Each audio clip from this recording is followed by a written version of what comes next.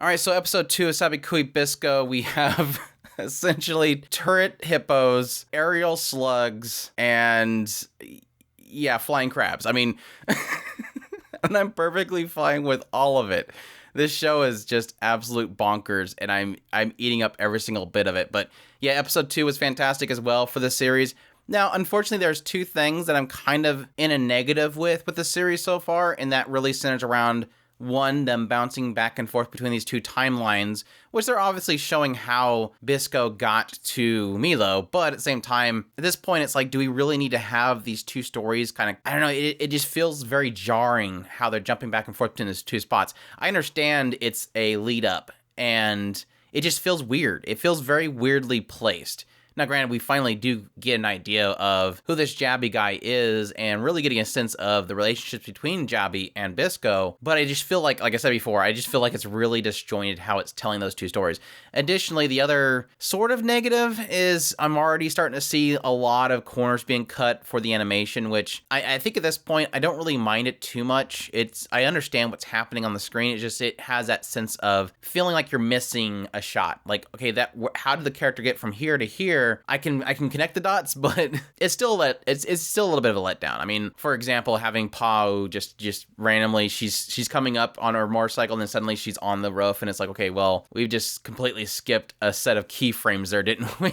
It still looks good. Like visually, the style and everything still looks really good. It's just, it definitely is a step down from the first episode, which I didn't expect it to keep to the quality of the first episode, not just animation-wise, but just kind of how much detail is in the shots. Just didn't really see that here. But no, I think a lot of this episode, really good, centering around Bisco and Jabby. Getting that perspective, it really does feel like Bisco really cares for this guy who was his mentor. But it doesn't seem like, I guess the confirmation we're really getting from here is besides their relationship and the connection they had as like the, Kohai and Senpai kind of thing, or Sensei kind of thing, but more of a perspective of Bisco doesn't have a cure.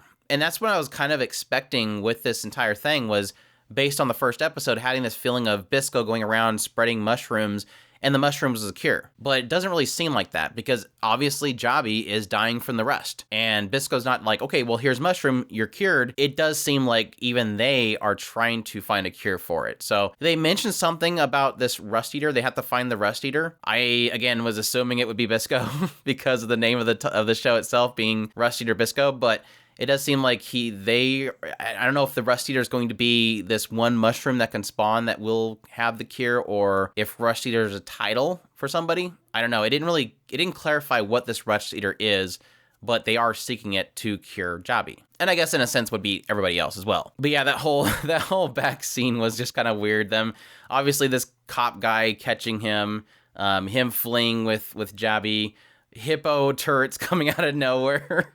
Bisco punching a hippo and throwing the hippo, and then creating this big, huge mushroom to get away. And then following that, this Chiruru. Chiruru apparently is this girl that is working with Kurokawa as one of these bunny people, but it seems like she just got hired in, and they hired her because she had one of these slug plane things, like she owned one, and obviously it just got destroyed by Bisco, but seemingly she's the one that took down Jabby, and that's why Bisco is trying to get Milo to help Jabby, is because Jabby's full of bullets. But yeah, she went back to Kurokawa, and he's just kind of like, go over here and take care of this Bisco person.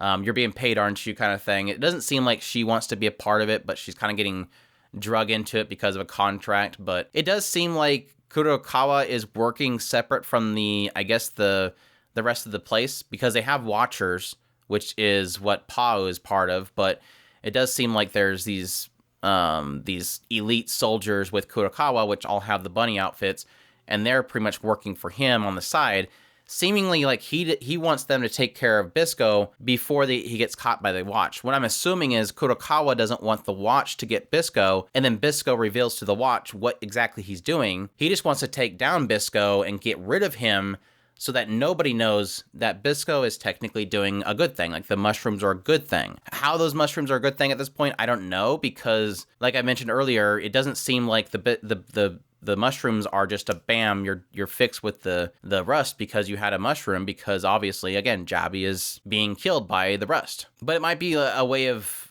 I guess, preventing the rust. It might be a way of kind of, I don't know, helping prevent the rust from spreading too much. And we don't really know at this point. But yeah, a lot of perspective of Bisco with Milo talking about Jabi, really wanting him to take care of him, really pushing upon Milo to save his friend, obviously. Milo, despite the fact that he's being captured by Bisco and this Jabi guy, seems like he's one of those types that despite the fact that you are a bad guy, I'm still going to help somebody that's in front of me. So he's got that perspective going for him. Despite these two criminals before him, he's going to save the life of Jabi. So, and it seems like Jabi is kind of watching the entire thing. It kind of indicates that Jabi wants somebody to take his place. Like, I can't stay with you forever, Bisco.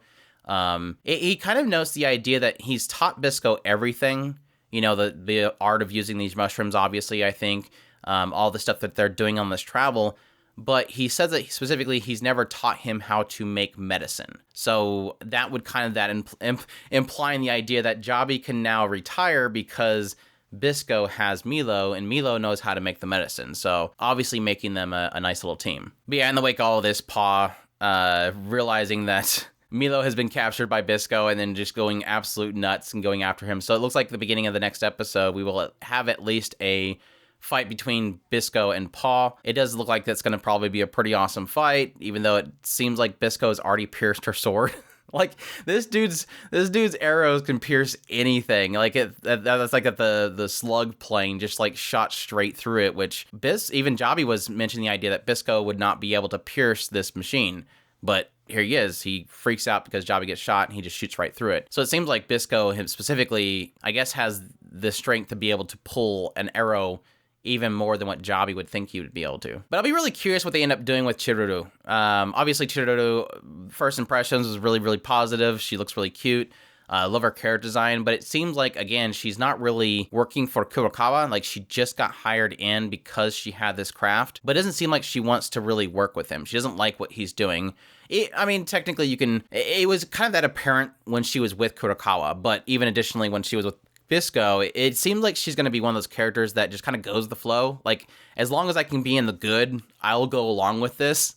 And so even with Bisco and him having her captured, she's just kind of like, oh, look, this was not my idea. I didn't want to do this. I was being forced to do it. Let me go. I'll hunt you if you kill me. And then the moment she's out of there. She's like, just runs for it. So I'm really curious how they'll keep her in the picture. Is she going to kind of work in the background while Bisco and Milo kind of travel around, or what? But I really like her character so far. She seems like a real goofball. But yeah, still loving this series. Still looks great. Visually, style and everything looks great. I'm loving hippo turrets or sentries and stuff. So we'll see where it goes from here. Really enjoying it still, though. But yeah, that's my thoughts on episode 2 of Sabikui Bisco. Hope you guys enjoyed this video. If you did, leave a like down below. Comment. Let me know what's thought of the episode. Are you still enjoying it? What are your thoughts on it so far? Subscribe if you haven't already. Share this if you can. Support us on Patreon through our tips link in the description below. Definitely appreciate everybody that does. And y'all take care.